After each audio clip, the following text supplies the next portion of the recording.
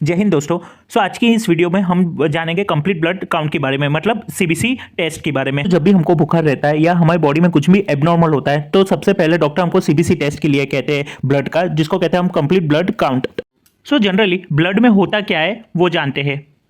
ये red blood cell है जो ऑक्सीजन और न्यूट्रिएंट हमारी बॉडी में कैरी करता है। फिर ये प्लेटलेट है जो हमारे बॉडी में क्या करते हैं, ब्लड क्लॉटिंग के लिए काम करते हैं। फिर डब्ल्यूबीसी जो हमारे बॉडी में इन्फेक्शन के खिलाफ लड़ते हैं।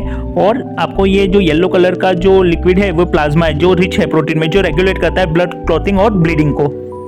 की रिपोर्ट है कंप्लीट ब्लड काउंट की, तो जहाँ पे आप देख सकते हो कि हीमोग्लोबिन है, पैक सेल वॉल्यूम है, आरबीसी काउंट है, एमसीवी, एमसीएच सब कुछ दिया हुआ है, डब्ल्यूबीसी दिया हुआ है। तो हम अगले हमारे उसमें आगे देखेंगे कि क्या है इसका डिफरेंस, कि ये कम होगा तो क्या होगा, ज़्यादा होगा तो क्या होगा। जनरली क्या होता है कि ये देखो, ये रिपोर्ट में और क्या होता है, यूनिट्स दिया होता है कि किस में ये मेजर है, फिर रेंज दी होती है। तो हम पहले हम जान लेते हैं कि कितना होना चाहिए, मेल में कितना होना चाहिए और फीमेल में कितना होना चाहिए। तो सबसे पहले आरबीसी काउंट। तो आरबीसी काउंट मेल में कितना होता है, 4.7 टू 6.1 मिलियन पर माइक्रोलीटर होना चाहिए। और फीमेल में कितना होना चाहिए, 4.2 टू 5.4 मिलियन सेल पर माइक्रोलीटर होना चाहिए। फिर होता है हीमेटोक्रिट। हीमेटोक्रिट मतलब क्या होता है कि आपके पूरे ब्लड में आरबीसी का वॉल्यूम कितना है। मेल में कितना होना चाहिए, 40.7 टू 50.3। फीमेल में कितना होना चाहिए, 36.1% टू 44.3%। फिर आता है हीमोग्लोबिन। हीमोग्लोबिन में मेल में कितना होना चाहिए, 13.8 टू 17.2। दूसरा होता है फीमेल में 12.1 टू 15.1। वैसे ही आरबीसी जो इंडाइसिस जो आता है, जैसे मीन एमसीवी का फुल फॉर्म क्या होता है, मीन कॉर्पस्कुलर वॉल्यूम, मतलब क्या आपका जो आरबीसी है वो कितना वॉल्यूम ऑक्यूपाई कर रहा है, वो होना चाहिए 80 टू 95 फेंटोलीटर। फिर होता है एमसीएच। एमसीएच का क्या होता है, मीन कॉर्पस्कुलर हीमोग्लोबिन, जो होता है 27 टू 30। अगर ये जो हीमोग्लोबिन या तो हीमेटोक्रिट या तो एमसीवी अगर हाई होता है तो क्या किस वजह से हाई होता है। एक तो पहले आपकी बॉडी में इतना पानी नहीं है, उसकी वजह हो सकती है डायरिया हो सकता है, एक्सेसिव स्वेटिंग हो रहा है, या तो क्या आप हाई ब्लड प्रेशर की दवाई है, मतलब उसको ट्रीट करने के लिए वाटर पिल्स ले रहे हो, तब ये हो सकता है कि ये सब जो इसके जो लेवल से ये सब चारों के लेवल हाई हो गए हो। या तो किडनी डिजीज़ की वजह से भी हो सकता है, या तो ऐसा भी हो सकता है कि आप लो ऑक्सीजन लेवल में ज़्यादा आप रहे हो, मतलब क्या बोलते हैं क्रोनिक कार्बन मोनोऑक्साइड एक्सपोजर हो, तब भी ये हो सकता है। या तो आप स्मोकिंग की अगर हैबिट हो ना, तो अभी ये सब वैल्यू आपकी हाई आ सकती है। अब कब ये वैल्यू लो आ सकती है वो भी हम जान लेते हैं, ये हाई का है। अब लो कब आती है, तो सबसे पहले लो कब आती है आरबीसी की और उसकी वैल्यू लो, एमसीवी और एमसीएच की वैल्यू लो, कि जब हमको सडन ब्लड लॉस हो जाता है, या तो क्या कुछ प्रॉब्लम होती है खास करके लेडीज़ में कि हैवी मेंस्ट्रुअल पीरियड होता है, तब ये लो आरबीसी होता है। या तो कभी कभी ऐसा भी हो सकता है, ये इंडिकेट करता है कि बोन मैरो फेलियर हुआ है, उस वजह से भी हो सकता है लो आरबीसी। फिर कैंसर, या तो कैंसर की ट्रीटमेंट चल रही हो, तब भी ये कारण हो सकता है लो आरबीसी का। आयरन डेफिशिएंसी, फिर लॉन्ग टर्म इन्फेक्शन जैसे हेपेटाइटिस हो, फिर आपकी पुअर डाइट। तो ये ईडीटीए ट्यूब में 3 डिफरेंट ब्लड सैंपल लिए हुए हैं। तो सबसे पहला है नॉर्मल ब्लड। नॉर्मल ब्लड में आप देख सकते हो कि ब्लड आरबीसी और प्लाज्मा का लेवल इक्वल है।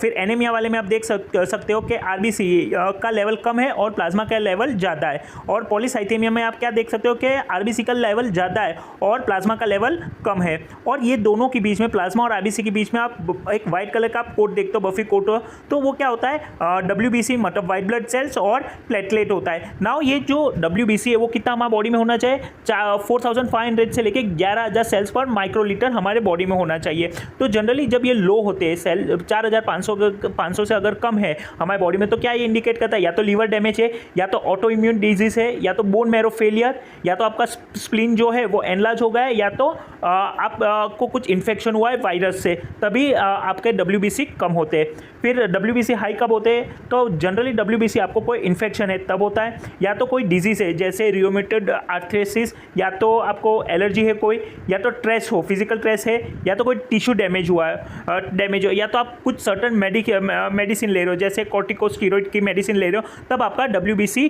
जनरली हाई होता है। और इसमें आप ये जो रिपोर्ट है आप इसमें देख सकते हो कि TLC के बारे में सब। अब ये जो डिफरेंशियल लिकोसिन मीन्स पर्टिकुलर आपको बताएगा कि वायरस के बारे है, बैक्टीरिया है, तो क्या है। तो न्यूट्रोफिल जनरली क्या होता है, ये जो क्या कहते हैं सेल्स है वो क्या करते हैं, बैक्टीरिया को किल करते हैं। तो जनरली ये कितना परसेंट हमारे बॉडी में होना चाहिए, 40 to 80% होते हैं। तो अगर ये 40 to 80% से ज़्यादा जा रहा है तो मतलब क्या, या हम लोग का बैक्टीरियल इन्फेक्शन है, या तो इन्फ्लेमेशन है, या तो एक्सरसाइज की वजह से, ज़्यादा एक्सरसाइज करें उस वजह से भी न्यूट्रोफिल ज़्यादा बढ़ सकते हैं। दूसरा आप देख सकते हो लिम्फोसाइट। तो लिम्फोसाइट की आपकी कितनी है, 20 to 40% होना चाहिए। तो लिम्फोसाइट क्या किल करते हैं, वायरस को किल करते हैं। और इसकी भी सेम क्या ज़्यादा होते हैं तो सेम लाइक WBC की जो मैंने आगे डिस्कस किया, और कम होता है तो WBC जैसा ही इसका कंडीशन है। फिर इसिनोफिल कितना होना चाहिए, 2 to 6% होना चाहिए। जनरली इसिनोफिल क्या करता है, एलर्जन और पैरासाइट को डिसेबल करता है। अगर इसिनोफिल ज़्यादा है 6% तो क्या इंडिकेट करता है, अस्थमा इंडिकेट करता है, या तो स्किन डिसऑर्डर इंडिकेट करता है, या ऑटो इम्यून डिसऑर्डर। और अगर ये कम हो, 2% से ज़्यादा कम हो तो क्या ये क्यूशिंग सिंड्रोम ये इंडिकेट कर रहा है। दूसरा आता है मोनोसाइट क्या है, एक फैगोसाइटोसिस ये करता है, मतलब सेल को ये दूसरे जो बाहर से कोई फॉरेन सब्सटेंस हो तो उसको खा जाता है। तो जनरली ये कितना होता है परसेंटेज, 2 to 10%। तो ये क्या इंडिकेट करता है, ज़्यादा हो तो बैक्टीरियल, वायरल या तो फंगल इन्फेक्शन है, वो मोनोसाइट इंडिकेट करता है। तो फिल जो है, तो बेसोफिल कितना होता है, 0.5 to 1%। तो ये जो बेसोफिल ये क्या करता है, डिफेंड करता है अपने बॉडी को फ्रॉम एलर्जन। और ये क्या दूसरा क्या हमको मदद करता है कि मेंटेन द ब्लड फ्लो, हमको ब्लड फ्लो मेंटेन करता है। अगर ज़्यादा हो बेसोफिल तो मतलब क्या, ऑटो इम्यून डिजीज़ है। और अगर कम हो बेसोफिल तो क्या, हाइपोथायरॉयडिज्म या तो एक्यूट इन्फेक्शन है, ये इंडिकेट करता है बेसोफिल। प्लेटलेट काउंट है, तो प्लेटलेट काउंट जनरली कितना होना चाहिए, एवरेज 1,50,000 to 4,50,000 प्लेटलेट पर क्यूबिक मिलीलीटर, इतना होना चाहिए।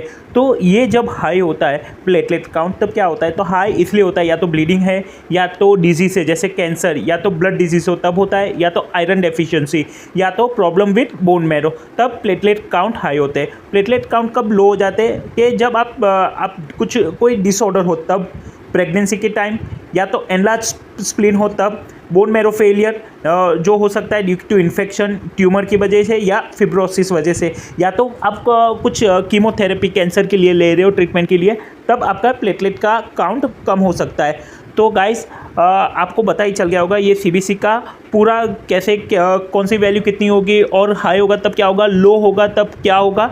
तो गाइस अगर आपको मेरा वीडियो पसंद आया तो please subscribe and like my video.